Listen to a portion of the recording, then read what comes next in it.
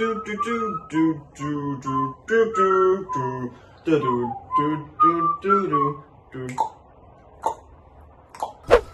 8th place, with 15.5 points, it's the Aristocats. This film, when I was little, I absolutely loved. I didn't. But then watching it back now, I'm like... I still didn't like it, yeah. It was... let's put it into perspective. We are massive dog lovers, and we generally found ourselves not enjoying this film when the cats were in it. We only started like giving the film like an interest as soon as the dogs appeared. I don't know what it is about this film. It just is. It's a weird story. Like, I don't really think the villain is very threatening. I think the characters are very boring. Quite weak. But that's one thing that I think about classic Disney. Like, before the Renaissance, there's not many great male villains. I can't even think of one apart from Captain Hook. He's the only good one. Edgar just seemed a bit of a wet flannel to me. Yeah. It's just really boring, really weak, and I think that about the whole story. And his motives were quite weak as well. Yeah, it was not for us. Like it. In 7th place, with a score of 17 out of 40, The Black Cauldron. Now, we had never seen this film as children, so we came into this completely like new. I didn't really know anything about the plot, apart from the fact that the animation is very different to Disney. We were watching it, and like the main problem I had with the animation was the two lead characters, the guy and the girl. I can't even remember their names, but like their animation, there was no, like you said when we were watching it, there's no emotion there. And the same in the voice acting. The voice acting is probably the weakest I've ever seen on Disney. If we destroy the cauldron, it will stop the whole king. I was like, it felt like they were reading the script for the first time. It's a very weird story. Like, but the only reason I feel like we've put it above Aristocats in our ranking is because Aristocats, I feel, is trying to be like every other Disney film. At least with the Black Cauldron, they tried to do something different, and in parts it worked. Like, we were really into it for the first like 45 minutes, and then it just kind of dwindled heavily. But I admire the fact that they tried to be different and tried to be different than everything that they've done before. But yeah, other than that, in 6th place with 19 points is Oliver and Company. Another film that when I was little, loved it. I think because I was so drawn to kind of the different animation style, it's quite Art Deco. But then watching it back, we both kind of agreed that it's based on Oliver Twist. Yeah. But it's flat. It's flat. I'm a massive fan of the 1960s musical. It's one of my all-time favourite films. I adore it, and I love the stage musical. It's amazing. I would love Dodger. That's who I'd want to be.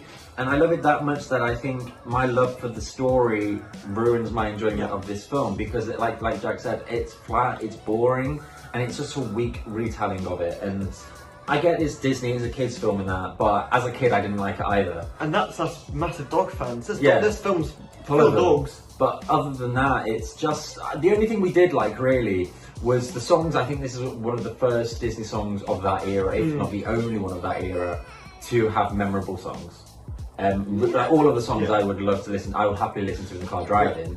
But the other thing was the animation, like the animation of the cityscape of New York. I think that's some of Disney's best hand-drawn animation. I really liked it. It's very good. In 5th place, with a score of 25.5 out of 40, is The Fox and the Hound.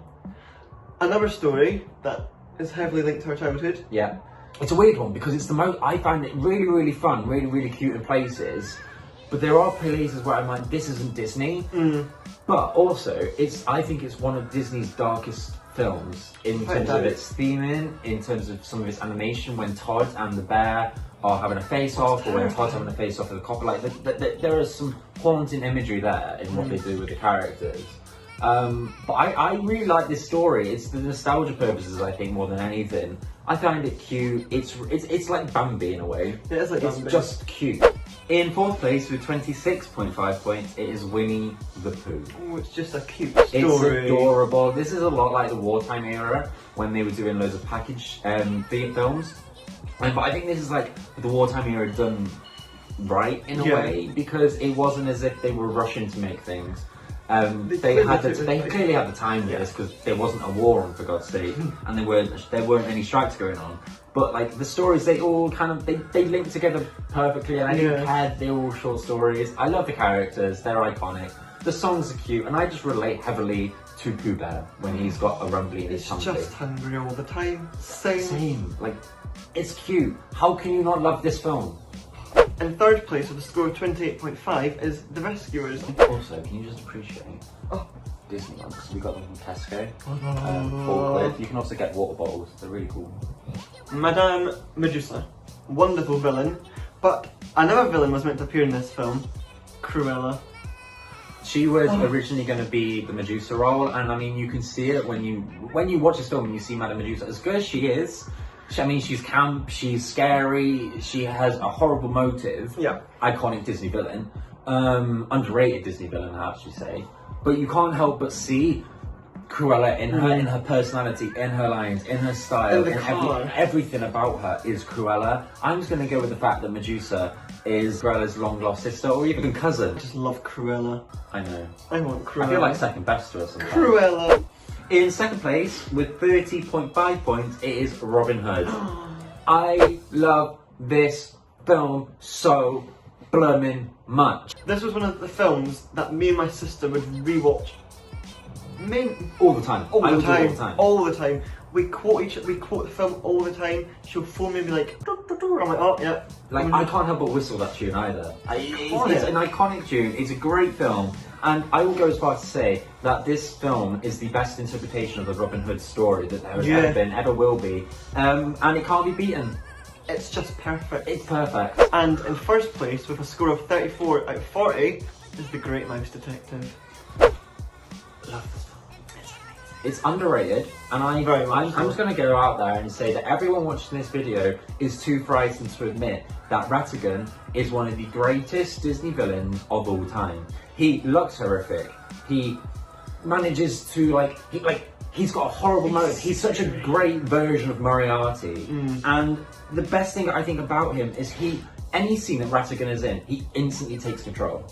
No matter if Basil's in there, whoever's in that scene, Ratigan will always come out on top. Absolutely. He is the best. I love Ratigan. I don't want to be Ratigan. No, I don't want to date a rat. I think, as well, we're saying, is our first interpretation of Sherlock Holmes was Basil. Yeah. To the point when I was at primary school learning about Sherlock Holmes, and I was like to my teacher, oh yeah, like Basil the Great Mouse Detective.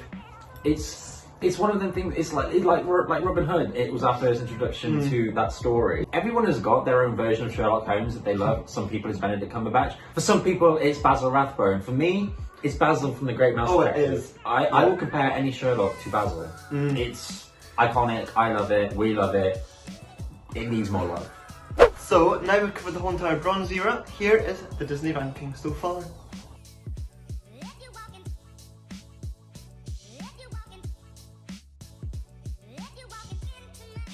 Thank you so much for watching this video, guys. We've really enjoyed making it and enjoyed watching this era. It's been an interesting era because obviously it's renowned for being one of the weaker eras of Disney. There's a lot of mixed bags. I think with this era, it's either really good, really bad, or just plain sailing. Same. It's a weird one, this era. I personally love it for nostalgia purposes. So I definitely would love to know what you guys think of this. Please comment down below what you make of these films and tell me what is your favourite film from this era, because I feel like we're going to differ a lot.